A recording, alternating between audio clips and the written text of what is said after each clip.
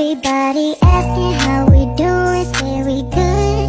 Don't need no one to tell me how to live just like they would. It ain't their business, but they in it, I don't know why. Revolved around my life after I found another.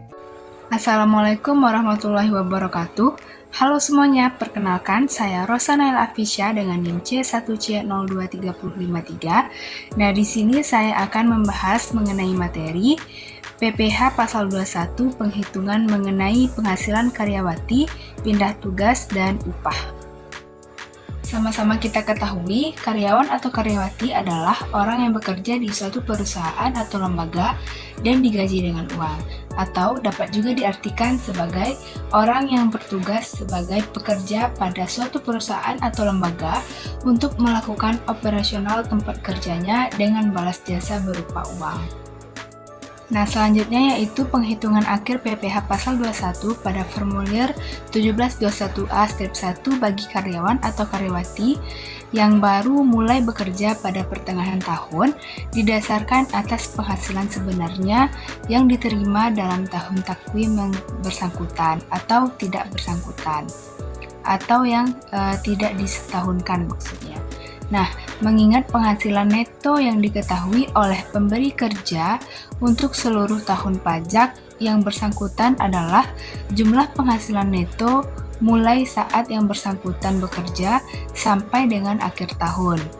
Nah, cara penghitungan ini adalah cara yang sama dengan penghitungan untuk karyawan atau karyawati yang berhenti bekerja atau putus hubungan kerja dalam tahun berjalan, sebagaimana diatur dalam Pasal 19 Ayat 2 Buku Petunjuk Pemotong PPH Pasal 21 dan Pasal 26 tahun 1986.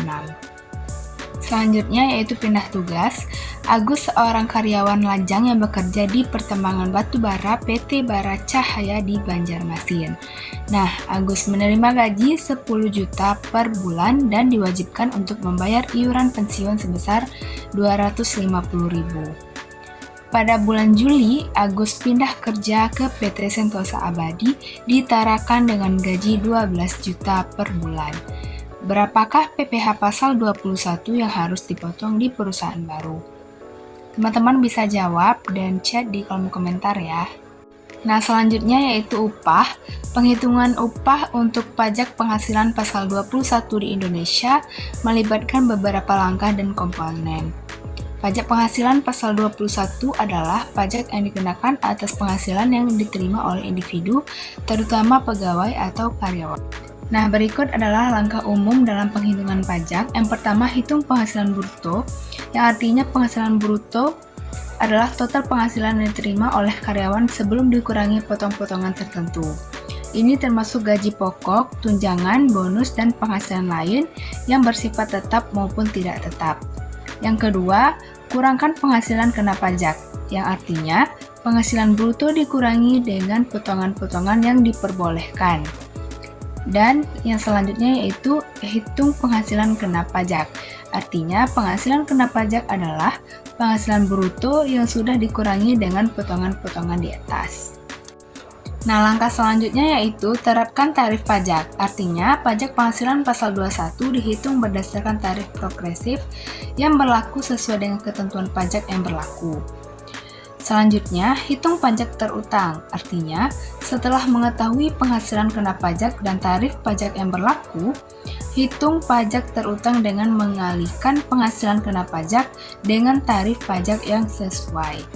Selanjutnya, kurangkan pajak yang sudah dibayar atau dipotong.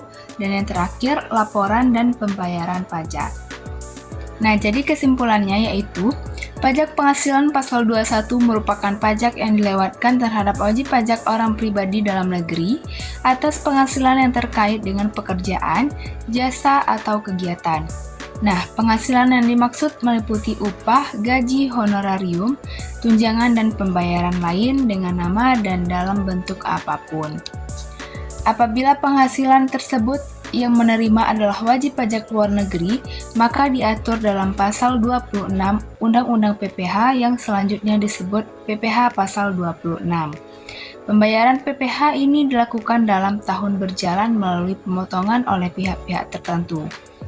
Pihak yang wajib melakukan pemotongan, penyetoran, dan pelaporan PPh pasal 21 atau pasal 26 adalah pemberi kerja, bendaharawan pemerintah, dana pensiun, badan perusahaan, dan penyelenggara kegiatan.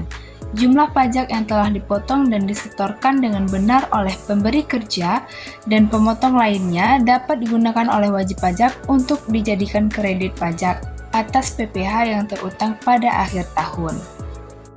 Nah, mungkin sekian materi yang dapat saya jelaskan pada video kali ini. Untuk jawaban pada soal pindah tugas tadi, teman-teman bisa tanyakan pada kolom chat. See you di next video. Bye-bye!